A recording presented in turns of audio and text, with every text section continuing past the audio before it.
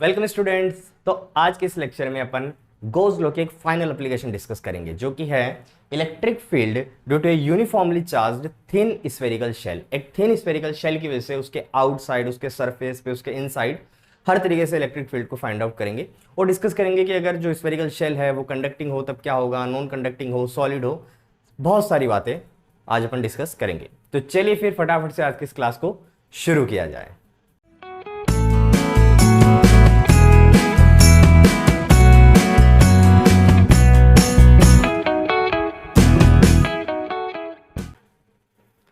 तो बच्चों previous classes में, प्रीवियस लेक्चर्स में अपन ने गोज लॉ की दो एप्लीकेशंस ऑलरेडी डिस्कस कर चुके हैं। पहली एप्लीकेशन अपन ने डिस्कस की थी जो थी इलेक्ट्रिक फील्ड फाइंड आउट करने की due to uniformly charged infinite long wire की वजह से, और दूसरी एप्लीकेशन की थी थिन प्लेन शीट की वजह से। ठीक है, दोनों एप्लीकेशंस के वीडियो लेक्चर अगर आपने नहीं देखे हैं तो आप आई बटन पे जाके देख सकते हैं। आज अपन एक फाइनल एप्लीकेशन करने जा रहे हैं गोज लॉ की, जो बहुत ही जबरदस्त एप्लीकेशन है और बहुत ही इंपॉर्टेंट भी है कि जो इलेक्ट्रिक फील्ड है due to uniformly charged thin spherical shell की वजह से, जो थिन स्फेरिकल शेल है उसकी वजह से इलेक्ट्रिक फील्ड किसी भी पॉइंट पे कितनी होगी by the use of goes law. तो चलिए फिर निकाल लीजिए नोटबुक, पेन, पेंसिल और लग जाइए काम पे। तो अपन को इलेक्ट्रिक फील्ड फाइंड आउट करनी है यूनिफॉर्मली चार्ज्ड स्फेरिकल शेल की वजह से। ये मान लेते अपने पास में कोई स्फेरिकल शेल है बच्चों। स्फेरिकल शेल का मतलब है होलो स्फीयर, समझ रहे हो? जैसे छोटे बच्चे जो होते हैं वो क्रिकेट खेलते हैं तो उनके पास जो बॉल होती है प्लास्टिक की, है ना, अंदर से होलो होती है एकदम हल्की, उसको अपन बोल सकते हैं होलो स्फीयर। वो क्या है? स्फेरिकल शेल है। स्फेरिकल शेल का मतलब होलो स्फीयर जिसकी बाउंड्री, जिसका जो सरफेस है वो बहुत थिन होना चाहिए। ये है अपना स्फेरिकल शेल। ये मे बी कंडक्टिंग भी हो सकता है और मे बी नॉन कंडक्टिंग हो सकता है। कंडक्टिंग मतलब जो कंडक्टर से, कंडक्टिंग मटेरियल से बना हुआ है, किसी मेटल से, और वो जो स्फेरिकल शेल है वो नॉन कंडक्टिंग भी हो सकता है, किसी प्लास्टिक वगैरह से या किसी भी डाइलेक्ट्रिक या इंसुलेटर भी अपन बोल सकते हैं सब्सटेंस से मिलकर बना हो, तो वो नॉन कंडक्टिंग भी हो सकता है। ये जो है अपना स्फेरिकल शेल है बच्चों, ये मे बी स्फेरिकल हो सकता है और मे बी स्फेरिकल, ये मे बी कंडक्टिंग हो सकता है और मे बी नॉन कंडक्टिंग हो सकता है। अब देखो इस स्फेरिकल शेल के सरफेस पे अपन ने यूनिफॉर्मली चार्ज डिस्ट्रीब्यूट कर दिया है। यूनिफॉर्मली अपन ने बच्चों क्या कर दिया है? चार्ज डिस्ट्रीब्यूट कर दिया एकदम यूनिफॉर्म तरीके से। मान लेते हैं चार्ज कितना डिस्ट्रीब्यूट किया अपन ने? पॉजिटिव ऑफ क्यू चार्ज अपन ने यहां पे डिस्ट्रीब्यूट कर दिया। अब देखो होलो स्फेरिकल शेल है तो इसमें दो पॉसिबिलिटीज आप सोच सकते हो। कुछ क्वेश्चंस जो आपके माइंड में भी चल रहे हैं उनका मैं जवाब दे दूं आपको। पहले मान लो ये होलो स्फेरिकल शेल है, अंदर से पूरा होलो है, इसके अंदर कुछ नहीं, हवा है। तो आपने मान लो किसी भी मेथड से इसको चार्ज दिया, आपने किसी दूसरी चार्ज बॉडी को इससे टच किया या किसी भी मेथड से आपने इसको चार्ज दिया, तो वो चार्ज इसके सरफेस पे इवनली डिस्ट्रीब्यूट हो जाएगा। अब दूसरा मेथड ये, मान लो आपने इसके अंदर चार्ज इंजेक्ट कर दिया, किसी भी मेथड से आप इसके अंदर मान लो चार्ज को इंजेक्ट कर दो, अंदर से होलो है, आपने मान लो अंदर इसके चार्ज इंजेक्ट कर दिया। तब एक बात ध्यान रखना, चाहे वो शेल जो है वो कंडक्टिंग हो चाहे वो नॉन कंडक्टिंग हो, अंदर क्या है? अंदर कुछ भी नहीं है, पूरा होलो है। तो जो चार्ज है वो बेचारा कहां जाएगा? वो इसकी बाउंड्री पे ही तो एक्यूमुलेट होगा। वो सारा का सारा चार्ज इसके ऑटोमेटिकली, जैसे आपने इंजेक्ट किया, सारा चार्ज इसकी बाउंड्री पे जमा हो जाएगा। ये चाहे कंडक्टिंग मटेरियल से बना हो चाहे नॉन कंडक्टिंग मटेरियल से बना हो। पहले बात कर रहे हैं होलो की, होलो शेल की बात कर रहे हैं। फिर बात करेंगे सॉलिड स्फीयर की। अगर मान लो सॉलिड स्फीयर हो, अंदर मटेरियल भरा हो, तब क्या होता है? पहले बात कर रहे हैं शेल की। ये शेल है, होलो शेल है, कंडक्टिंग है चाहे नॉन कंडक्टिंग है, दोनों ही केस में अगर आप इसको चार्ज दोगे, अगर आप इंजेक्ट भी करोगे तब भी चार्ज क्या होगा? इसकी बाउंड्री पे, इसके सरफेस पे एक्यूमुलेट हो जाएगा। अंदर वेकेंट में चार्ज नहीं रहेगा, कुछ है ही नहीं, तो चार्ज कहां रहेगा? इसके अंदर सारा का सारा चार्ज ऑटोमेटिकली इसके सरफेस पे एक्यूमुलेट हो जाएगा, कंडक्टिंग हो चाहे नॉन कंडक्टिंग हो, दोनों केसेस में। तो जो डेरिवेशन अभी अपन करेंगे वो डेरिवेशन दोनों ही केस में वैलिड होगा, चाहे कंडक्टिंग स्फेरिकल शेल हो चाहे नॉन कंडक्टिंग स्फेरिकल शेल हो। In both of the cases ये जो डेरिवेशन अपन करने जा रहे हैं बच्चों, ये वैलिड होगा, चाहे प्लास्टिक का शेल हो चाहे मेटेलिक शेल हो, क्योंकि चार्ज जो है वो आपका ऑलवेज सरफेस पे ही आएगा, चाहे उसमें इंजेक्ट करोगे तब भी सरफेस पे आ जाएगा ऑटोमेटिकली। तो मान लो अपन ने इस पे क्यू चार्ज यूनिफॉर्मली डिस्ट्रीब्यूट कर दिया। ये जो स्फेरिकल शेल है इसकी रेडियस मान लेते हैं स्मॉल आर है बच्चों। अब इस स्मॉल आर रेडियस वाले स्फेरिकल शेल से अपन को इलेक्ट्रिक फील्ड फाइंड आउट करनी है। मान लेते हैं किसी पॉइंट पी पे, ये मान लो मैंने यहां कोई पॉइंट पी कंसीडर कर लिया। ये जो पॉइंट पी है, ये पॉइंट पी इस शेल के सेंटर से कितनी डिस्टेंस पे है, कैपिटल आर डिस्टेंस पे है। ये स्मॉल आर इसकी रेडियस है, ये कैपिटल आर इसका सेंटर से डिस्टेंस है। इस पॉइंट पी पे इस स्फेरिकल शेल की वजह से अपन को इलेक्ट्रिक फील्ड फाइंड आउट करनी है। तो इलेक्ट्रिक फील्ड फाइंड आउट करनी है गोज लॉ से, तो ऑब्वियसली अपन एक गोज लॉ कंसीडर करेंगे जो कि सिमेट्रिक होना चाहिए, 3 डायमेंशनल होना चाहिए और उसके अंदर ये पॉइंट कवर हो जाना चाहिए, पॉइंट एनक्लोज हो जाना चाहिए अपना। दूसरी बात, गोज लॉ में जब अपन गोजियन सरफेस कंसीडर करते हैं तो कुछ इस टाइप से करो कि मैक्सिमम अमाउंट ऑफ चार्ज जो है, मैक्सिमम इलेक्ट्रिक फील्ड जो है वो आप अपनी कवर अप हो जाए। तो यहां इस पॉइंट पी को लेते हुए मैं कौन सा गोजियन सरफेस कंसीडर कर सकता हूं, तो मैं कंसीडर कर सकता हूं सिंपली एक अनदर स्फीयर। ये देखो, मैं सिंपली एक अनदर स्फीयर कंसीडर कर सकता हूं। बताओ भाई, नहीं कर सकता क्या? ये जो स्फीयर होगा ये अपना गॉसियन सरफेस है, ये तो शेल था, ये अपना है गॉसियन सरफेस। मैंने अनदर स्फीयर कंसीडर कर लिया, ठीक है, जिसमें ये जिसके सरफेस पे ये पॉइंट है P, जहां पे अपन को इलेक्ट्रिक फील्ड फाइंड आउट करनी है due to this spherical shell. अब देखो, वही करते हैं अपन, इस पॉइंट के एसोसिएट अपन ने सेम ही प्रोसेस रहेगा तीनों एप्लीकेशन में। अभी तक आप समझ गए होंगे। यहां पे अपन इस पॉइंट P पे एसोसिएट एक एरिया एलिमेंट ले लिया, इस एरिया एलिमेंट से छोटा सा फ्लक्स d फाई एसोसिएट होगा बच्चों, और एरिया एलिमेंट जो है वो मान लेते हैं ds वेक्टर है। एरिया एलिमेंट के जो एरिया वेक्टर की डायरेक्शन है वो always perpendicular outward to the surface होती है, तो ये ds वेक्टर की डायरेक्शन आउटवर्ड सरफेस हो गई, परपेंडिकुलर। अच्छा, जो इलेक्ट्रिक फील्ड है इस गॉसियन सरफेस के हर पॉइंट पे वो क्या होगी बच्चों, ऑलवेज परपेंडिकुलर होगी, रेडियल इलेक्ट्रिक फील्ड जिसको अपन बोल सकते हैं। ये इलेक्ट्रिक फील्ड देखो, यहां पे ये चार्ज स्फेरिकल शेल रखा हुआ है जिसपे चार्ज डिस्ट्रीब्यूटेड है, इसकी वजह से हर डायरेक्शन में जो इलेक्ट्रिक फील्ड है वो क्या होगी, परपेंडिकुलर ही तो होगी सरफेस पे, रेडियली आउटवर्ड होगी। तो ये यहां पे जैसे मान लो जो इलेक्ट्रिक फील्ड हुई ई वेक्टर, वो क्या होगी, परपेंडिकुलर होगी इस सरफेस के। दूसरी बात, जो ये गॉसियन सरफेस है इसके किसी भी पॉइंट पे बाय सिमेट्री अपन बोल सकते हैं जो इलेक्ट्रिक फील्ड की वैल्यू होगी वो सेम होगी। ये भी प्रूव भी कर देंगे आगे कि इसके सरफेस पे जो इलेक्ट्रिक फील्ड है वो हर जगह क्या होगी, बाय सिमेट्री सेम होगी, और जो डायरेक्शन होगी वो रेडियली होगी टू द सरफेस के। कहने का मतलब इलेक्ट्रिक फील्ड में और एरिया वेक्टर में आप कहीं पे कोई भी एरिया वेक्टर ले लो, जो एंगल बनेगा वो कितना बनेगा, देखो ds वेक्टर और ई वेक्टर में 0 का एंगल बनेगा। तो इससे एसोसिएट जो फ्लक्स होगा d फाई वो क्या होगा, E vector dot ds vector, ठीक है। या मैं डायरेक्ट लिख देता हूं, यहां पे बार बार वही प्रोसेस करना है, ई ds कोस थीटा। एंगल कितना है इनके बीच में, 0 डिग्री का, क्योंकि इलेक्ट्रिक फील्ड सरफेस के हर जगह परपेंडिकुलर होगी। तो ई ds कोस 0, कोस 0 का मतलब क्या हुआ, 1, तो सिंपली ई ds।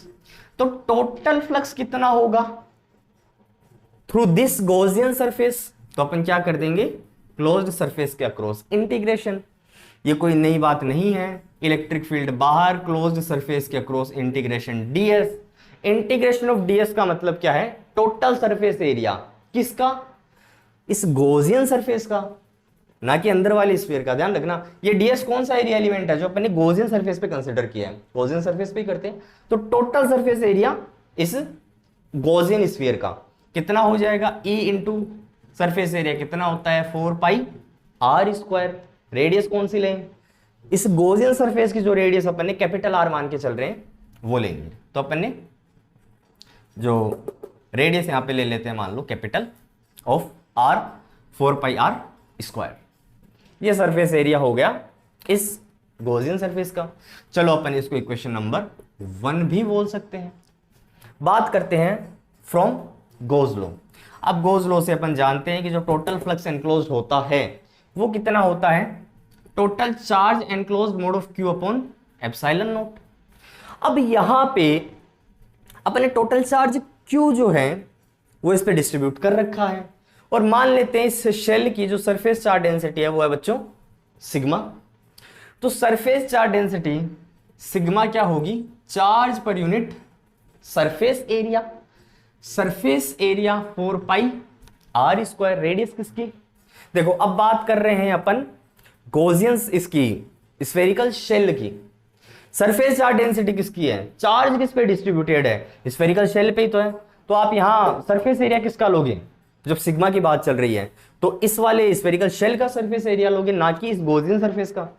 तो 4 pi are square, small r square, अपन इसकी स्मॉल आर मान के चल रहे हैं तो स्मॉल ऑफ आर स्क्वायर। ठीक है भाई, तो यहां से जो चार्ज निकल के आएगा बच्चों कितना आ जाएगा, sigma into 4 pi are square. इतना चार्ज जो है वो एनक्लोज्ड होगा इस गॉसियन सरफेस में। ठीक है भाई, चलो तो ये वैल्यू यहां पुट कर सकते हैं अपन। ठीक है भाई, ये अपन ने जो फ्लक्स है इलेक्ट्रिक फ्लक्स फाइंड आउट कर लिया, इलेक्ट्रिक फील्ड ई की वजह से, इस शेल की वजह से थ्रू दिस गॉसियन सरफेस, वो इतना बना अपना। अब अपन बात कर रहे हैं गोज लॉ की, तो गोज लॉ से जो टोटल फ्लक्स होता है वो कितना होता है, total charge enclose by the epsilon naught. ये कितना चार्ज एनक्लोज कर रहा है, टोटल पूरा का पूरा चार्ज एनक्लोज कर रहा है इस बार, जो कि Q है। अपन को नहीं पता ये कितना चार्ज है, बट सरफेस चार्ज डेंसिटी अपन बोलते हैं सिग्मा, अपन को पता है, तो अपन यहां से चार्ज फाइंड आउट कर सकते हैं। यहां पे जो रेडियस आएगी वो रेडियस इस स्फेरिकल शेल की आएगी, क्योंकि स्फेरिकल शेल पे ही तो सरफेस चार्ज डेंसिटी है। तो यहां से अपनी ये जो टोटल चार्ज एनक्लोज्ड है बन गया। तो इस टोटल चार्ज एनक्लोज को मैंने बच्चों कहां पुट किया, यहां पुट कर दूंगा, तो क्या बना, mod of sigma 4 pi are square, mod तो सिग्मा पे ही लगेगा क्योंकि ये तो क्वांटिटी ऑलवेज पॉजिटिव होगी, अपॉन एप्सिलॉन नॉट। क्लियर, इसको अपन बोल सकते हैं इक्वेशन नंबर 2। ये फ्लक्स दोनों इक्वल होंगे, तो इनको इक्वेट कर देते हैं। इक्वेट करने पे क्या होगा, E into 4 pi capital of are square equal होगा mod of sigma 4 pi small वाला r square upon epsilon naught. ठीक है, यहां तक क्लियर। देखो ऊपर बता देते हैं आपको,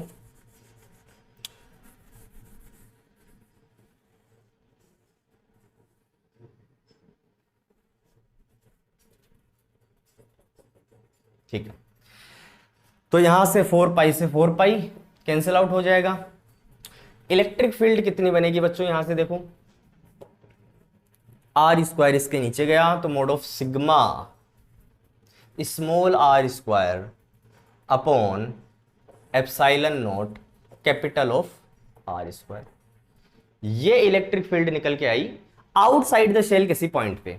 ठीक है, अपन देखो अभी ध्यान रखना, अपन बात कर रहे हैं फर्स्ट केस है, अपन फर्स्ट केस की बात कर रहे हैं, ये मैं यहां लिख देता हूं, आउटसाइड की, आउटसाइड की स्फेरिकल शेल के आउटसाइड किसी भी पॉइंट पे जो टोटल इलेक्ट्रिक फील्ड होगी स्फीयर की वजह से वो कितनी होगी। फिर बात करेंगे इसके सरफेस पे, फिर बात करेंगे इसके अंदर। ये अपन बात करेंगे स्फेरिकल शेल की, जब होलो हो, वो में भी कंडक्टिंग हो सकता है, नॉन कंडक्टिंग। उसके बाद बात करेंगे अपन सॉलिड स्फीयर की, जिसके अंदर से सब कुछ मटेरियल डाला हुआ हो, पूरा बल्क पीस, उसमें कंडक्टिंग की और नॉन कंडक्टिंग की, तो पूरा क्लियर हो जाएगा एंड तक आपके। तो ये इलेक्ट्रिक फील्ड अपने पास में बन के आई। ठीक है, इसको मैं देखो थोड़ा सा और मॉडिफाई करता हूं, अभी मजा आएगा, देखना अभी मजा आएगा ना भिड़ू। तो इलेक्ट्रिक फील्ड को मैं देखो चार्ज की फॉर्म में लिखना चाहता हूं, इसको मैं फिर से ओपन करूंगा इस क्वांटिटी को। ये सरफेस चार्ज डेंसिटी है किसकी, स्फेरिकल शेल की, वो क्या होती है, charge per unit surface area. Surface area किसका, स्फेरिकल शेल का, दैट इज 4 पाई, इसकी radius small of are square. ठीक है, इसको मैंने फिर से ओपन कर दिया। ये वाली जो पूरी क्वांटिटी है इसको एज इट इज यहां लिख देते हैं, R square upon epsilon naught capital R square. अब देखो क्या बन रहा है, आर स्क्वायर से आर स्क्वायर हुआ कैंसिल, इलेक्ट्रिक फील्ड कितनी बनी, mod of Q, electric field कितनी बनी 1 upon 4 pi epsilon naught mod of Q by capital of are square.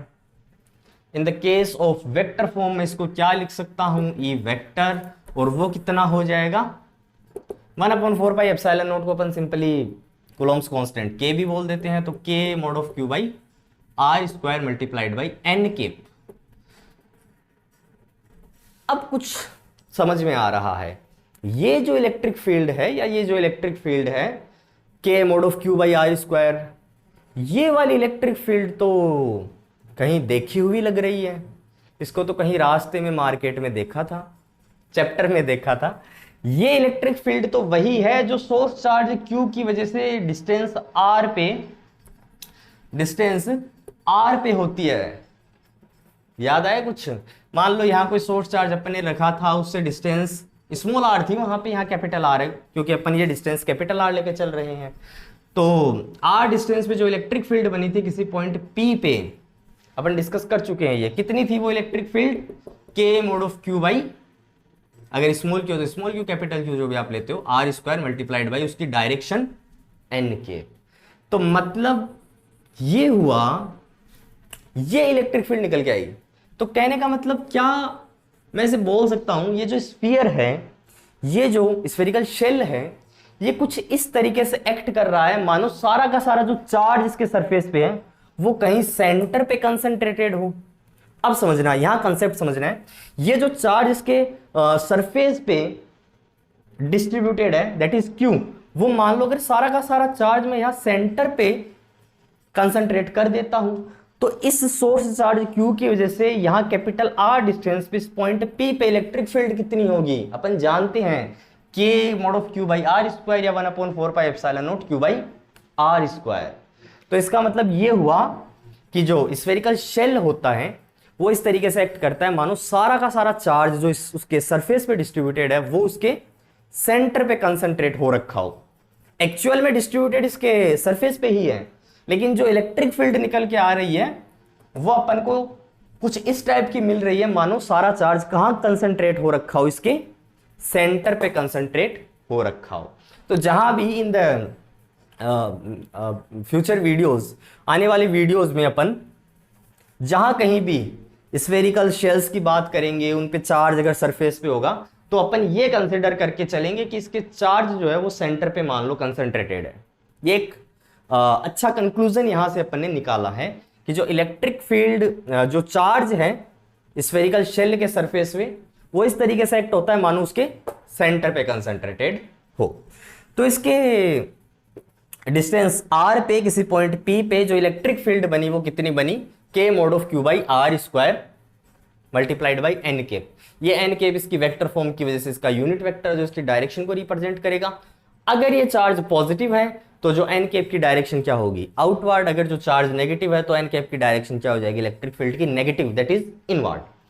ये बात हुई इलेक्ट्रिक फील्ड की due to this spherical shell outside at a point P. अब बात कर लेते हैं, मान लो इसके सरफेस पे कितनी होगी। अगर मैं ये पॉइंट पी जो है मान लो इसके सरफेस पे कंसीडर कर लूं, ये पॉइंट भी इसके सरफेस पे कंसीडर कर लूं, ये अपना स्फेरिकल शेल है और मान लो वो जो पॉइंट पी है वो इसके सरफेस पे ही कहीं पे ले लिया अपन ने, जो पॉइंट पी होगा। ठीक है, इस केस में देखो क्या होगा, ये जो गॉसियन सरफेस है वो स्फेरिकल शेल के सरफेस पे ही तो सुपर इंपोज हो जाएगा। भाई ये आपका स्फेरिकल शेल है, इसी के सरफेस पे ये गॉसियन सरफेस भी आप कंसीडर कर लोगे। इन दैट केस ये जो स्मॉल आर था, ये जो स्मॉल आर था और जो गॉसियन सरफेस वाला आर है वो दोनों क्या हो जाएंगे? इक्वल। मतलब कि अगर आप जो पॉइंट है, ऑब्जर्वेशन पॉइंट है, उसको आप स्फेरिकल शेल के सरफेस पे कंसीडर करते हो तो उस केस में क्या होगा? R इक्वल टू आर हो जाएगा। देख लो बच्चों, R इक्वल टू ये R हो जाएगा। अगर इस पॉइंट को उठा के मैं यहां लेके आ जाऊं तो ये गॉसियन सरफेस इसी के ऊपर सुपर इंपोज हो जाएगा। तो उस केस में सिंपली R इक्वल टू क्या होगा? R। तो इस पॉइंट P पे इलेक्ट्रिक फील्ड कितनी होगी? कुछ नहीं करना भाई, आपको पता था किसी डिस्टेंस पे कितनी थी, इतनी थी। सारा का सारा जो ये पॉजिटिव चार्ज Q था, सरफेस डेंसिटी सिग्मा वाला, वो लग रहा था मानो इसके सेंटर पे कंसंट्रेटेड हो। तो यहां पे इलेक्ट्रिक फील्ड कितनी हो जाएगी? आप R equal to R put कर दीजिए तो इलेक्ट्रिक फील्ड कितनी हो जाएगी? K mod of Q by small r square N cap. ये बात हुई अपनी ऑन द सरफेस की, ऑन द सरफेस की, खत्म। अगर आपने आउटसाइड दी सरफेस निकाल लिया तो आप उस पॉइंट को उठा के उस शेल के सरफेस पे लेके आ जाओ, तो ऑन द सरफेस आपकी इलेक्ट्रिक फील्ड क्या होगी, R इक्वल टू R की कंडीशन यहां पुट कर दीजिए, ये आपकी इलेक्ट्रिक फील्ड बनेगी। समझ रहे हो? चलो भाई, यहां पे देखो ये जो इलेक्ट्रिक फील्ड थी वो इनवर्सली प्रोपोर्शनल थी to the R square, capital R square के इनवर्सली प्रोपोर्शनल थी। ध्यान रखना बच्चों, कैपिटल R स्क्वायर वेरिएबल है और स्मॉल r स्क्वायर क्या है, फिक्स्ड है। ये जो स्मॉल r है वो तो देखो इस शेल की रेडियस है जो कि फिक्स्ड रहेगी। ये जो कैपिटल R है वो क्या है, यहाँ पे वेरिएबल क्वांटिटी है, जितना अपना पॉइंट दूर होगा उतना कैपिटल R भी इंक्रीज होगा। तो इलेक्ट्रिक फील्ड जो है वो R स्क्वायर के इनवर्सली प्रोपोर्शनल थी इन द केस ऑफ आउटसाइड। जैसे जैसे आप इससे दूर जाते जाओगे इलेक्ट्रिक फील्ड क्या होगी, डिक्रीज होती जाएगी। ठीक है, जो कि सोर्स चार्ज के केस में होता था, सेम वही सिस्टम। और अगर आप सरफेस की बात कर रहे हो तो इलेक्ट्रिक फील्ड क्या होगी, हर जगह सेम ही तो होगी, क्योंकि यूनिफॉर्म चार्ज डिस्ट्रीब्यूशन है।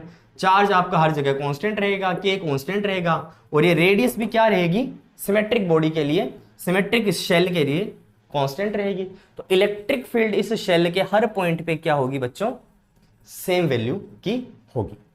तो ये इलेक्ट्रिक फील्ड हुई इसके सरफेस पे, ये इलेक्ट्रिक फील्ड हुई उससे आउटसाइड किसी पॉइंट पे। ये वाली जो इलेक्ट्रिक फील्ड है मैं आपको बता देता हूं, ये मैक्सिमम इलेक्ट्रिक फील्ड है बच्चों। ये क्या है, मैक्सिमम इलेक्ट्रिक फील्ड है। एक कंडीशन और बन सकती है कि स्फेरिकल शेल के अंदर किसी पॉइंट पे इलेक्ट्रिक फील्ड कितनी होगी। तो इसका थर्ड केस भी फटाफट से डिस्कस कर लेते हैं।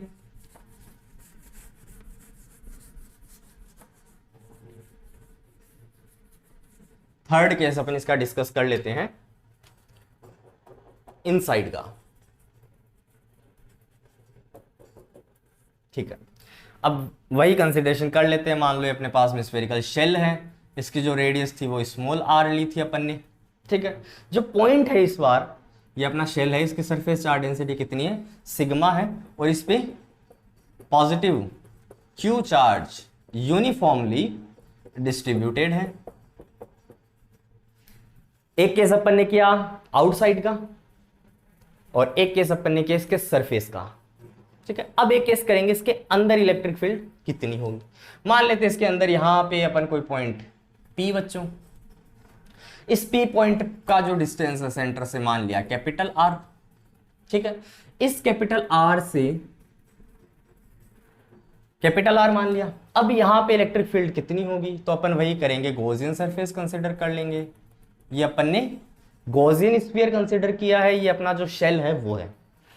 अब इस पॉइंट P पे जो इलेक्ट्रिक फील्ड होगी वो कितनी होगी, देखो वही करते हैं। यहां पे मान लो अपन ने कोई एरिया वेक्टर कंसिडर कर लिया, तो इस एरिया वेक्टर की डायरेक्शन क्या होगी, perpendicular outward to the surface.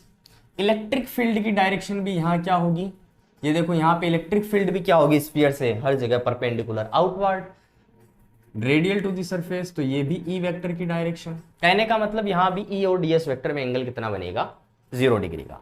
तो जो फ्लक्स होगा मैं डायरेक्ट लिख देता हूं, प्रैक्टिस हो गई होगी, पहले डीफाई करना है, फिर उसके बाद इंटीग्रेट करके इस गॉसियन सरफेस से enclose total flux find out करना है, उसको कंपेयर करना है गॉस लॉ से और आंसर निकालना है इलेक्ट्रिक फील्ड का। ये सिंपल प्रोसेस है।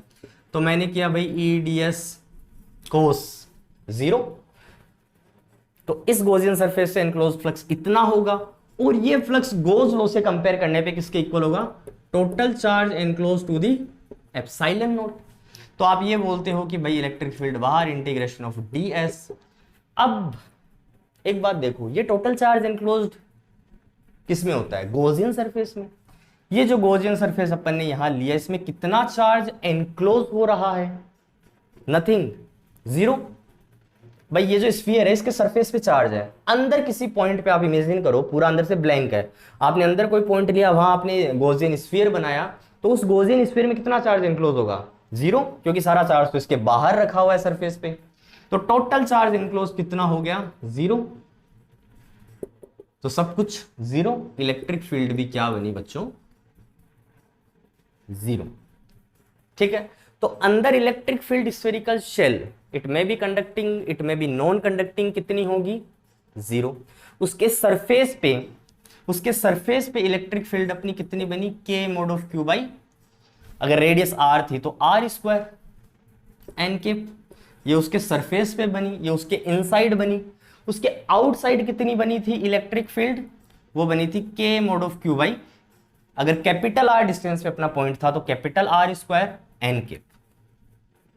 समझ गए। यहां ध्यान रखना, जो गॉसियन सरफेस है छोटा वाला, उसकी रेडियस बड़ी वाली आर है, और जो बड़ा वाला स्फेरिकल शेल है उसकी रेडियस छोटी वाली आर है। तो इसमें कंफ्यूज मत हो जाना, वहां केस बाहर का था, यहाँ केस अंदर का है, तो रेडियस भी अपने आप ऑटोमेटिकली स्विच हो गई। तो ये अपनी बनी थी आउटसाइड, सॉरी ये बनी थी अपनी सरफेस पे, ये बनी थी अपनी आउटसाइड, और ये बनी है अपनी इनसाइड। तीनों पॉइंट्स पे अपन ने स्फेरिकल शेल की वजह से इलेक्ट्रिक फील्ड फाइंड आउट कर ली। अंदर कितनी होगी, जीरो, क्योंकि चार्ज इनक्लोज जीरो है।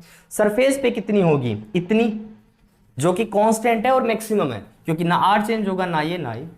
और सरफेस के बाहर इलेक्ट्रिक फील्ड क्या होगी, इनवर्सली प्रोपोर्शनल होगी to the capital R square के, कि सेंटर से आप कितने डिस्टेंस पे ऑब्जर्वेशन पॉइंट ले रहे हो। तो जैसे जैसे दूर जाओगे इलेक्ट्रिक फील्ड कम होती जाएगी। इस स्फीयर से जैसे जैसे दूर जाऊंगा इलेक्ट्रिक फील्ड कम होगी। इसके सरफेस पे इलेक्ट्रिक फील्ड मैक्सिमम होगी, और इसके अंदर इलेक्ट्रिक फील्ड क्या होगी, एकदम से जीरो होगी। तो मैं चाहता हूं कि एक छोटा सा सुंदर सा ग्राफ बनाया जाए। देखो, इन रिजल्ट से एक छोटा सा सुंदर सा ग्राफ बना लिया जाए। चलो बना लेते हैं। इलेक्ट्रिक फील्ड E और ये डिस्टेंस R, ठीक है। E वर्सेस कैपिटल R बोल दो इसको, क्योंकि जो बाहर वाला डिस्टेंस था वो कैपिटल R था। तो अपन क्या करने जा रहे हैं, E वर्सेस R में लड़ाई करवाने जा रहे हैं, ग्राफ बनाने जा रहे हैं। E वर्सेस R में ग्राफ बनाने जा रहे हैं। अब देखो, ओरिजिन जीरो, इलेक्ट्रिक फील्ड जो है वो जीरो रहेगी। इलेक्ट्रिक फील्ड जीरो रहेगी कब तक, जब तक कि उसकी रेडियस क्या है, जब तक कि आप इनसाइड पॉइंट ले रहे हो।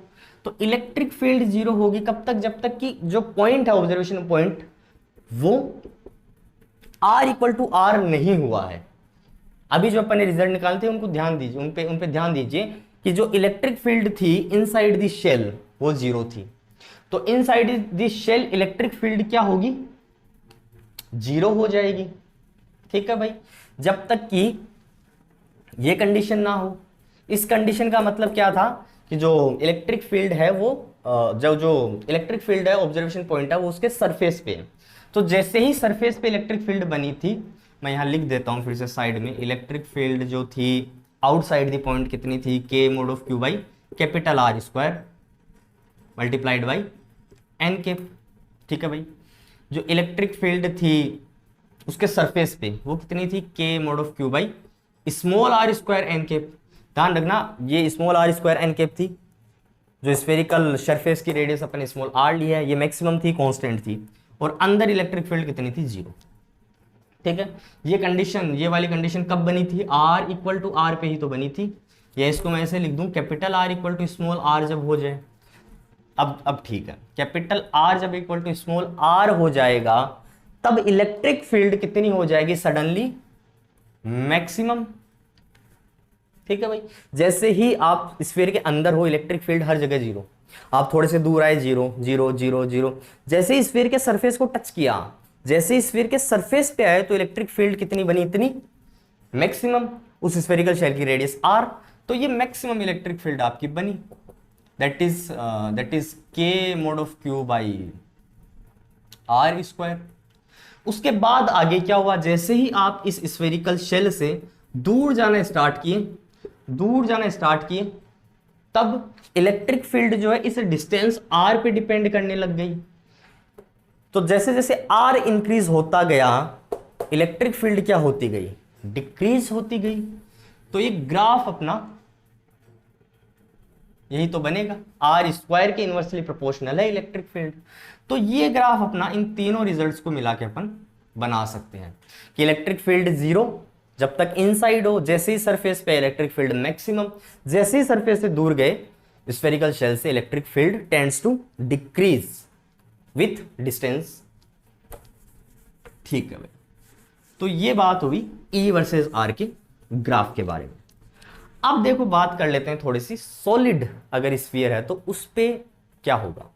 ये जो अपन ने बात की, ये बात की स्फेरिकल शेल की वजह से कि स्फेरिकल शेल है, अंदर से होलो है, मे बी कंडक्टिंग हो सकता है, मे बी नॉन कंडक्टिंग हो सकता है। दोनों ही केस में जो चार्ज है वो क्या होगा, उसके स्फीयर पे रिसाइड करेगा। अगर बात करें सॉलिड स्फीयर की, अंदर से भरा हुआ, जैसे कि रबर वाली बॉल आती है जो पूरी हैवी होती है, उसके अंदर रबर डला हुआ रहता है, पूरी एकदम से solid bulk piece of material. तो उस टाइप का मान लो अपने पास में कोई स्फीयर है, सॉलिड स्फीयर है, जो अंदर से पूरा फिल्ड अप है, पूरा बल्क पीस है। अब इसमें भी दोनों केस बन सकते हैं, it may be conducting, it may be non conducting. ठीक है भाई, या तो हो सकता है ये कंडक्टिंग हो, कंडक्टर का बना हो, लाइक कोई मेटल बॉल हो जो पूरी अंदर से बल्क पीस में हो, या नॉन कंडक्टिंग हो सकता है जिसको इंसुलेटिंग या फिर डाई इलेक्ट्रिक भी बोल सकते हैं, जो कि रबर वगैरह किसी भी इंसुलेटर से बना हो। अब यहां पे देखो बच्चों, अगर सॉलिड स्फीयर आपका कंडक्टिंग है तब उस केस में भी क्या होता है, जो अभी अपन ने डिस्कशन किया वही वैलिड होता है। ठीक है, क्योंकि कंडक्टिंग स्फीयर जो है ना, आप उसमें मान ले चार्ज देते हो, उसको आपने बाहर से चार्ज दिया तो उसके सरफेस पे रहेगा। आप उसके अंदर भी अगर चार्ज उसके अंदर भी चार्ज इंजेक्ट कर देते हो तब भी चार्ज क्या होता है, कंडक्ट होके उसके सरफेस पे आ जाता है। मान लो आपने इसके ऊपर से किसी बॉडी को टच करके चार्ज दिया तो चार्ज इसके सरफेस पे रहेगा। ठीक है, अगर मान लो आप इसके अंदर चार्ज इंजेक्ट करना स्टार्ट कर देते हो तब भी क्या होगा, ये कंडक्टिंग, आपका कंडक्टिंग स्फीयर है सॉलिड, तो जो चार्ज है वो कंडक्ट होके अगेन कहां आ जाएगा आपका, आपने दिया तो अंदर लेकिन धीरे धीरे धीरे धीरे क्या होगा, बाहर आ जाएगा। जैसे ही आपने सॉलिड कंडक्टिंग स्फीयर में चार्ज इंजेक्ट किया, सारा का सारा चार्ज उसके सरफेस पे आ जाएगा। जैसे इंजेक्ट किया, सारा का सारा चार्ज उसके सरफेस पे आ जाएगा। ये बच्चों एक बेसिक प्रॉपर्टी भी है इलेक्ट्रोस्टैटिक्स की, कि जो चार्ज होता है किसी भी कंडक्टर के केस में वो ऑलवेज उसके सरफेस पे रिसाइड करता है, ना कि उसके अंदर, चाहे वो होलो हो चाहे वो सॉलिड हो। ठीक है, चार्ज उसके सरफेस पे ही रिसाइड करता है, और इलेक्ट्रिक फील्ड भी उसके बाहर होती है, उसके सरफेस पे होती है, उसके अंदर इलेक्ट्रिक फील्ड भी ऑलवेज क्या होती है, जीरो होती है। ये एक बेसिक प्रॉपर्टी है, इसको ध्यान भी रख लेना कि जो इलेक्ट्रिक चार्ज होता है किसी भी कंडक्टर के ऑलवेज सरफेस पे होता है, चाहे वो कंडक्टिंग स्फीयर हो, और चाहे वो कंडक्टिंग हो, नॉन कंडक्टिंग की बात करेंगे, चाहे वो सॉलिड स्फीयर हो या स्फेरिकल शेल हो। चलो भाई, अब बात करें नॉन कंडक्टिंग की, तो यहां थोड़ा सा केस आपका चेंज हो जाता है। मान लो कोई रबर की गेंद है, नॉन कंडक्टिंग स्फीयर है, उसमें अगर आपने चार्ज इंजेक्ट किया तो वो चार्ज जो है वो सरफेस पे नहीं आता है, वो चार्ज उसके अंदर ही कैप्चर हो जाता है, क्योंकि वो नॉन कंडक्टिंग मटेरियल है, नॉन कंडक्टिंग मटेरियल से बना है, तो चार्ज जो है वो कंडक्ट होके बाहर नहीं आता, वो चार्ज अंदर ही कैप्चर हो जाता है। मतलब ये मान लो नॉन कंडक्टिंग स्फीयर है, बल्क है, सॉलिड है, तो आपने जैसे ही चार्ज इंजेक्ट किया वो इसके अंदर ट्रैप हो जाएगा, कोई जरूरी नहीं इसके सरफेस पे आए। लेकिन अगर कंडक्टिंग स्फीयर है तो वो ऑलवेज उसके सरफेस पे आएगा। ठीक है, थोड़ा सा आउटलाइन क्लियर हो गया होगा, सारी चीजें आउटलाइन में क्लियर हो गई होगी। ऐसे समझो इसको कि मान लो एक तो होलो है, एक मान लो सॉलिड है। ठीक है, होलो जो है वो मे बी कंडक्टिंग हो सकता है, मे बी नॉन कंडक्टिंग हो सकता है। इन द बोथ केसेस जो अभी अपन ने इलेक्ट्रिक फील्ड का फॉर्मूला डिराइव किया वही वैलिड होगा, क्योंकि चार्ज जो होगा अंदर कुछ भी नहीं है, पूरा खाली है, तो चार्ज ऑलवेज इसके सरफेस पे आ जाएगा। अगर मान लो कि शेल की बजाय सॉलिड स्फीयर अपने पास में है तो ये भी कंडक्टिंग हो सकता है, ये भी नॉन कंडक्टिंग हो सकता है, नॉन कंडक्टिंग हो सकता है। But in the case of conducting solid sphere, जो चार्ज है उसको इंजेक्ट करने पे वो ऑलवेज सरफेस पे आ जाएगा, तो वही जो अपन ने अभी डिस्कशन किया वैलिड रहेगा, KQ/R² वाला। लेकिन अगर नॉन कंडक्टिंग है, इंसुलेटिंग है, तब उसके अंदर चार्ज इंजेक्ट करने पे वो अंदर ट्रैप हो जाएगा, चार्ज जो है वो अंदर ट्रैप हो जाएगा। तो इस केस में सरफेस चार्ज डेंसिटी नहीं होगी, इस केस में चार्ज उसके वॉल्यूम में फिल्ड अप हो गया है, तो अपन बोलेंगे वॉल्यूम चार्ज डेंसिटी का सिस्टम वहां होगा। तो फटाफट अभी देखो इसकी भी बात कर लेते हैं। बाकी तीनों केस में डिस्कशन अपना वही रहेगा, वही फॉर्मूला वैलिड होगा। इस केस की बात कर लेते हैं कि जब नॉन कंडक्टिंग सॉलिड स्फीयर आपके पास में है तो उसके अंदर चार्ज इंजेक्ट करने पे इलेक्ट्रिक फील्ड किसी भी पॉइंट पे आउटसाइड, ऑन द सरफेस और इनसाइड क्या होगी। तो इसके बारे में थोड़ा सा डिस्कस फटाफट कर लेते हैं। ये मान लिया अपने पास में कोई सॉलिड स्फीयर है बच्चों, जो कि कैसा है, नॉन कंडक्टिंग है। अगर कंडक्टिंग होता तो चार्ज इसके सरफेस पे रिसाइड करता, इलेक्ट्रिक फील्ड इसके बाहर होती, इसके अंदर नहीं होती। और सॉलिड स्फीयर है, इसके अंदर अपन ने चार्ज को फिलअप कर रखा है इन the case of non conducting insulating sphere. चलो भाई, ये जो चार्ज है मान लेते हैं Q है, ये जो चार्ज है मान लेते हैं Q फिलअप कर रखा है अपन ने, और इसकी जो वॉल्यूम चार्ज डेंसिटी है कितनी है, रो है। ठीक है, इससे आउटसाइड किसी पॉइंट पे, वही बात कर लेते हैं पहले आउटसाइड की, इससे आउटसाइड किसी पॉइंट पे मान लो यहां पे, यहां दिखाई नहीं देगा, इसको थोड़ा सा नीचे बना देते हैं। ये मान लो आपका नॉन कंडक्टिंग सॉलिड स्फीयर है, तो इसके अंदर चार्ज फील्ड अप है, इसकी जो चार्ज है वो Q है, जो सरफेस वॉल्यूम चार्ज डेंसिटी है वो यहाँ पे रो है, वॉल्यूम, इसके अंदर चार्ज चला गया। इसके बाहर मान लेते हैं किसी भी पॉइंट P पे इलेक्ट्रिक फील्ड फाइंड आउट करनी है। इसकी जो रेडियस है मान लेते हैं स्मॉल r है, और ये कितनी डिस्टेंस पे है बच्चों, कैपिटल R डिस्टेंस पे है। सेम अजम्पशन रहेगा, तो अपन एक गॉसियन सरफेस जो है वो कंसीडर कर लेते हैं, जो कि स्फीयर होगा। इस स्फेरिकल गॉसियन सरफेस पे इस पॉइंट के एसोसिएट अपन ने एक एरिया एलिमेंट कंसीडर कर लिया। उस एरिया एलिमेंट की डायरेक्शन ds वेक्टर क्या होगी, perpendicular outward to the surface.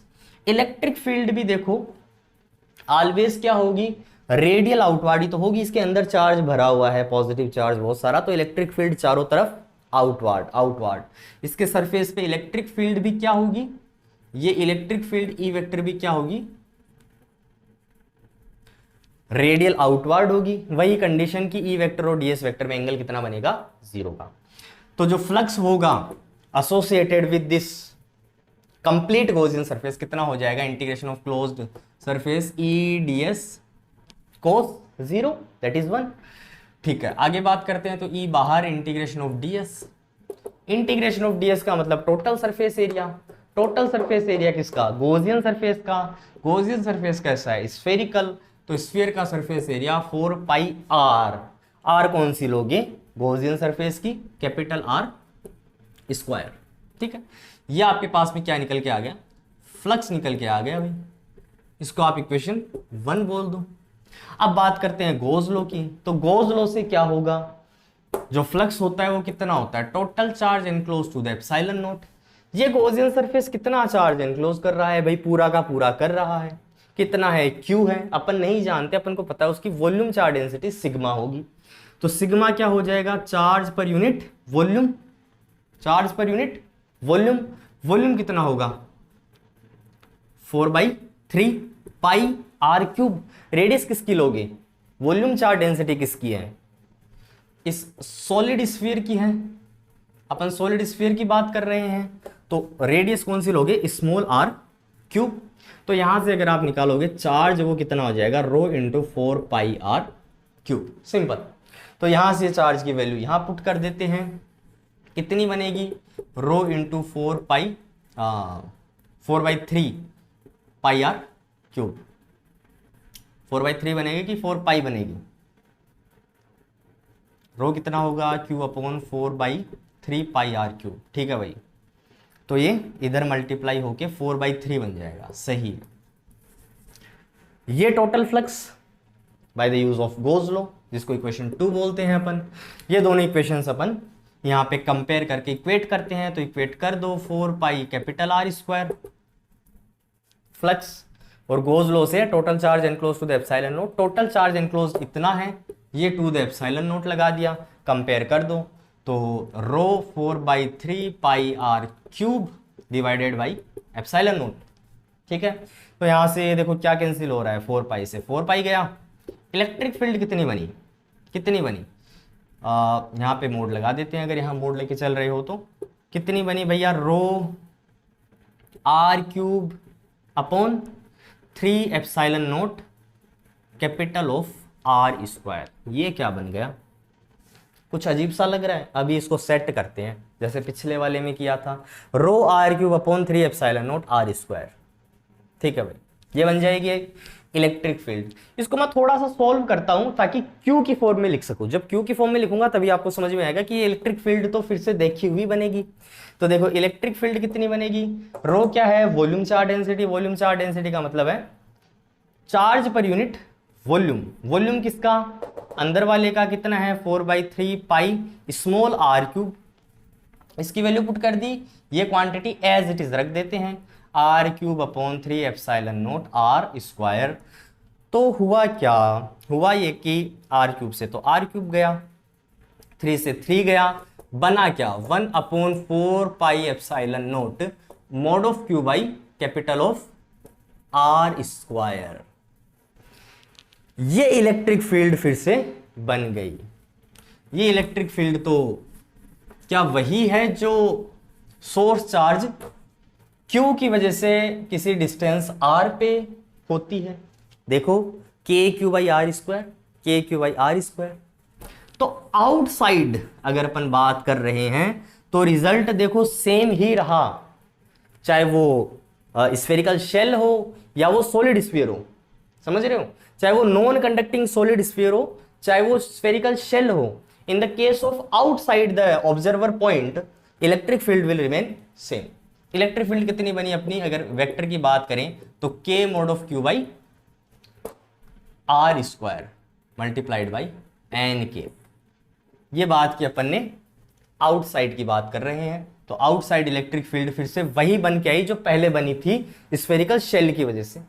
इसका मतलब ये हुआ चाहे स्फेरिकल शेल हो चाहे सॉलिड स्फीयर हो, दोनों ही कैसे एक्ट करते हैं, मानो सारा का सारा जो चार्ज है वो उनके सेंटर पे कंसंट्रेटेड है। अगर मैं ये सारा चार्ज क्यों इसके सेंटर पे रख दूं तो इससे r डिस्टेंस पे इस पॉइंट P पे है, यही तो इलेक्ट्रिक फील्ड निकलती है। तो यही इलेक्ट्रिक फील्ड यहां बन रही है। तो दोनों स्फीयर, चाहे वो सॉलिड हो चाहे वो स्फेरिकल शेल हो, इन the case of non conducting same तरीके से एक्ट करते हैं आउटसाइड द पॉइंट के लिए। आउटसाइड द पॉइंट के लिए, आउटसाइड द ऑब्जर्वेशन पॉइंट के लिए बिल्कुल सेम तरीके से एक्ट करते हैं। इलेक्ट्रिक फील्ड की वैल्यू वही देखो इनवर्सली प्रोपोर्शनल होती है टू द आर स्क्वायर के। जैसे जैसे आप इस सरफेस से दूर जाते जाओगे इलेक्ट्रिक फील्ड जो है डिक्रीज होती जाएगी, जैसा उस केस में हो रहा था। और वैसे ही ये भी एक्ट कर रहा है मानो सारा चार्ज इसके सेंटर में एनक्लोज हो। बात कर लेते हैं इसके सरफेस पे कितना होगा, इसके सरफेस पे कितना होगा। तो जब सरफेस पे आप पॉइंट लेके आओगे तो उस केस में क्या होगा, R इक्वल टू R हो जाएगा, छोटा वाला बड़ा वाला R दोनों इक्वल हो जाएंगे। तो इलेक्ट्रिक फील्ड कितनी बन जाएगी, KQ by small r square. देखो ये इलेक्ट्रिक फील्ड भी वही है जो स्फेरिकल शेल में बन रही थी कि सरफेस पे जो इलेक्ट्रिक फील्ड है कांस्टेंट होगी, हर जगह सेम होगी और मैक्सिमम होगी, हर जगह सेम मैक्सिमम होगी क्योंकि R चेंज नहीं होगा, सब चीजें कांस्टेंट है। तो ये इलेक्ट्रिक फील्ड बनी ऑन द सरफेस, ये बनी outside the spherical solid sphere. अब बात करते हैं इसके अंदर कितनी इलेक्ट्रिक फील्ड होगी। ये थोड़ा सा यहां पे ट्रिकी होने वाला है क्योंकि यहां अंदर कुछ ना कुछ, अब आप समझ रहे हो, चार्ज एनक्लोज होगा गॉसियन सरफेस में। ये मान लेते अपने पास में वही नॉन कंडक्टिंग सॉलिड स्फीयर है, इसमें यूनिफॉर्मली जो चार्ज है, बाहर निकल गया यूनिफॉर्मली जो चार्ज है वो डिस्ट्रीब्यूटेड है। ठीक है, चार्ज क्यू डिस्ट्रीब्यूटेड है मान लिया और सरफेस चार्ज डेंसिटी सिग्मा है इसकी। मान लेते हैं अंदर कोई पॉइंट ले रहे हैं, देखो ये मान लो जो सेंटर है, इस सेंटर से इसकी जो रेडियस है वो स्मॉल r है। अंदर मान लो कोई पॉइंट अपन ने कंसीडर कर लिया यहाँ पे, इस पॉइंट पे ये जो डिस्टेंस मान ली capital R, electric field find out करनी है। तो यहां से अपन ने क्या किया, ये एक गॉसियन सरफेस कंसीडर कर लिया। समझ गए। इस गॉसियन सरफेस में इस बार कुछ ना कुछ चार्ज जो है वो इनक्लोज होगा, उसके वॉल्यूम में चार्ज आपने पूरा डाल रखा है और आपने किसी अंदर किसी पॉइंट पे इलेक्ट्रिक फील्ड फाइंड करनी है, तो आपने ये गॉसियन सरफेस कंसिडर किया। ये आपका सॉलिड स्फीयर है और ये वाला आपका सरफेस है, मतलब कि गॉसियन सरफेस है जो कि स्फीयर है। तो इस पॉइंट P पे अपन क्या कर सकते हैं, वही कि अपन यहां इस पॉइंट P पे क्या ले लेंगे बच्चों, एक एरिया एलिमेंट, उसकी डायरेक्शन परपेंडिकुलर आउटवर्ड होगी। थोड़ा सा कंजस्टेड हो गया, ये देखो परपेंडिकुलर आउटवर्ड होगी ds वेक्टर। ये गॉसियन सरफेस यहां लिख देते हैं, ठीक है। इलेक्ट्रिक फील्ड भी क्या होगी, इलेक्ट्रिक फील्ड भी क्या होगी, परपेंडिकुलर आउटवर्ड। भाई अंदर आपने स्फीयर लिया, इसके अंदर आपने स्फीयर लिया, यहां आपने ये एरिया एलिमेंट लिया आउटवर्ड, इसमें अंदर कुछ ना कुछ चार्ज इनक्लोज होगा, तो इस बार इलेक्ट्रिक फील्ड जीरो नहीं होगी। और इन चार्ज की वजह से इलेक्ट्रिक फील्ड इस सरफेस एलिमेंट पे या किसी भी सरफेस एलिमेंट पे क्या होगी, रेडियल ही तो होगी आउटवर्ड, ये रेडियल होगी आउटवर्ड। तो ई वेक्टर में और ds वेक्टर में एंगल कितना होगा, 0 डिग्री का एंगल होगा। वही सब सिस्टम करना है। तो देखो जो टोटल फ्लक्स है इस गॉसियन सरफेस से वो कितना हो जाएगा, integration of E vector dot ds vector E ds cos theta. Cos theta angle कितना बनेगा, ये इलेक्ट्रिक फील्ड और ये अपना इसका एरिया वेक्टर की डायरेक्शन 0, तो इलेक्ट्रिक फील्ड बाहर, integration of ds, integration of ds का मतलब टोटल सरफेस एरिया किसका, गॉसियन सरफेस का, जहां एरिया वेक्टर लिया है, एरिया एलिमेंट लिया है, तो इसका गॉसियन सरफेस का टोटल सरफेस एरिया कितना होगा, टोटल सरफेस एरिया कितना होगा 4 पाई r स्क्वायर। रेडियस किसकी लोगे, गॉसियन सरफेस की, जो कि है कैपिटल ऑफ r। यहां भी चीजें अब थोड़ी सी स्विच हो गई हैं, जो बड़ा वाला स्फीयर उसकी रेडियस छोटी r है, छोटे वाले स्फीयर की रेडियस बड़ी r है। तो 4 पाई, ध्यान रखना है, थोड़ा सा यहाँ पे लिखने में गलती हो जाती है कई बार, 4 पाई r स्क्वायर, ठीक है भाई। इसको इक्वेशन 1 बोलते हैं अपन। अब बात कर लेते हैं गोज लॉ की। गोज लॉ बोलता है भाई टोटल फ्लक्स कितना होगा through this Gaussian surface, total कितना चार्ज एनक्लोज कर रहा है Gaussian surface to the epsilon naught. अब जब स्फेरिकल शेल था तो उस केस में टोटल चार्ज एनक्लोज कितना था, 0, क्योंकि सारा चार्ज इसके सरफेस पे था। But in the case of non conducting solid sphere कुछ ना कुछ चार्ज ये गॉसियन सरफेस एनक्लोज कर रहा है। देखो कैसे निकालें ये चार्ज भी, तो इस चार्ज को देखो थोड़ा सा दिमाग लगा के निकाल सकते हैं। भाई वॉल्यूम चार्ज डेंसिटी की बात करें सॉलिड स्फीयर की, तो मैं ये बोल सकता हूं कि इस पूरे सॉलिड स्फीयर का वॉल्यूम कितना है, कितना वॉल्यूम है, 4/3 पाई r क्यूब। इस पूरे वॉल्यूम में कितना चार्ज डिस्ट्रीब्यूटेड है, क्यू चार्ज, या ये बोल दूं जो क्यू चार्ज है वो 4/3 पाई r क्यूब वॉल्यूम में डिस्ट्रीब्यूटेड है। इस पूरे वॉल्यूम में इतना चार्ज डिस्ट्रीब्यूटेड है, ठीक है, ये वॉल्यूम है, क्यू चार्ज इतने वॉल्यूम में डिस्ट्रीब्यूटेड है। तो यूनिट वॉल्यूम में कितना चार्ज डिस्ट्रीब्यूट होगा, क्यू 3/4 पाई r क्यूब। सही बात है भाई, यूनिट वॉल्यूम में इतना चार्ज एनक्लोज होगा। अब आप निकाल सकते हो, ये स्फीयर है, इसमें वॉल्यूम में चार्ज डाल रखा है, तो इस स्फीयर के अगर आपको पता चल जाए कि मान लो इस यूनिट वॉल्यूम में कितना चार्ज है, तो आप फिर कितना भी बड़ा वॉल्यूम लेके उसमें चार्ज निकाल सकते हो। वही करने जा रहे हैं कि क्यू चार्ज है वो इतने वॉल्यूम में डिस्ट्रीब्यूटेड है, तो यूनिट वॉल्यूम में कितना चार्ज होगा बच्चों, इतना। अपन को ये चार्ज चाहिए जो कि इंक्लूड होना चाहिए गॉसियन सरफेस में। गॉसियन सरफेस का कितना वॉल्यूम है, 4/3 पाई कैपिटल ऑफ r क्यूब। तो इतने वॉल्यूम में कितना चार्ज एनक्लोज होगा, सिंपल एज दैट। भाई यहां 1 वॉल्यूम रख लिया, सब इधर लेके आ गए, तो 1 वॉल्यूम में यूनिट वॉल्यूम में इतना चार्ज है। तो अब आप बोथ साइड इस क्वांटिटी से मल्टीप्लाई कर दो, तो इतने वॉल्यूम में कितना चार्ज हो जाएगा भाई, Q 3/4 पाई r क्यूब। ये यूनिट वॉल्यूम में था, ठीक है। ये इधर मल्टीप्लाई कर दो, ये इधर आप मल्टीप्लाई कर दो, तो 4/3 पाई कैपिटल ऑफ r क्यूब। क्या बना, 3 से 3 गया, 4 से 4 गया, पाई से पाई गया। कितना चार्ज बन रहा है, कितना चार्ज बन रहा है, Q R cube upon small r cube, यही बना। ठीक है भाई, गॉसियन सरफेस में जो टोटल चार्ज एनक्लोज्ड है उसकी बात चल रही है यहां पे। तो गॉसियन सरफेस में टोटल कितना चार्ज एनक्लोज होगा, इतना चार्ज एनक्लोज होगा। भाई पूरे सरफेस में इतना एनक्लोज्ड है, पूरे सरफेस में, पूरे वॉल्यूम में इतना एनक्लोज्ड है, तो यूनिट वॉल्यूम में कितना एनक्लोज होगा, इतना। तो अपन बात करें कि अंदर वाले गॉसियन सरफेस के वॉल्यूम में कितना एनक्लोज होगा, तो इससे मल्टीप्लाई कर दिया बोथ साइड, इतना। इसको अपन ने कैंसिल किया तो 4 पाई 3 से 3 सब कट होके इतना बचा। ये टोटल चार्ज एनक्लोज निकला है इस वॉल्यूम में, और ये वॉल्यूम किसका है, गॉसियन सरफेस का, गॉसियन स्फीयर का। तो ये टोटल चार्ज एनक्लोज अपन को यहां से मिल जाएगा, कर सकते हैं। तो यहां इसकी वैल्यू को पुट कर देते हैं, क्या बनेगा भाई, mod of Q R cube upon R cube divide by epsilon naught. ये सारा सिस्टम मिटा देते हैं। ठीक है, गोज लॉ ये बोलता है total flux enclose to the epsilon naught, total charge enclose to the epsilon naught, और टोटल चार्ज कितना एनक्लोज हो रखा है इस गॉसियन सरफेस में, इतना हो रखा है। तो ये अपना बन गया यहां से flux. This is equation number 2। अब वही काम आगे, इसको कंपेयर कर देते हैं। तो E 4 pi capital R square किसके इक्वल होगा, mod of Q capital R cube upon epsilon naught small r cube. ठीक है बच्चों, तो कुछ कैंसिल हो रहा है, बिल्कुल हो रहा है भाई। आप ये बोल सकते हो 1/4 pi epsilon naught mod of Q R upon R cube.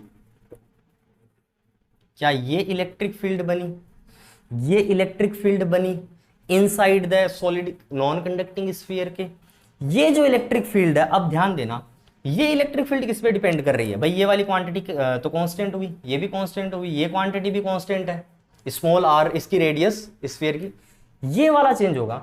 मतलब यहां जो इलेक्ट्रिक फील्ड है वो डायरेक्टली प्रोपोर्शनल हो गई कैपिटल आर के जो ऑब्जर्वेशन पॉइंट की सेंटर से डिस्टेंस है उस स्फीयर के अंदर, उस डिस्टेंस के प्रोपोर्शनल हो गई इलेक्ट्रिक फील्ड।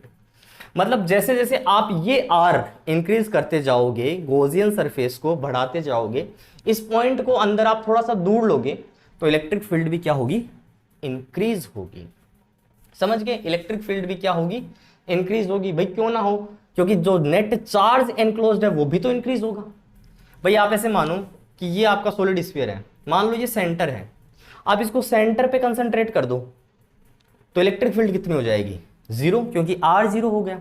अब आपने मान लो यहां पॉइंट लिया तो ये गॉसियन सरफेस बना, इसमें थोड़ा सा चार्ज इंक्लूज हुआ, यहां पॉइंट लिया ये गॉसियन सरफेस बना, इसमें थोड़ा और ज्यादा चार्ज इंक्लूज हुआ, ये जो पॉइंट लिया इस पे गॉसियन सरफेस बनाया, थोड़ा और चार्ज इंक्लूड हुआ। चार्ज जो एनक्लोज्ड इंक्रीज हो रहा है तो फ्लक्स और इलेक्ट्रिक फील्ड दोनों इंक्रीज होगी।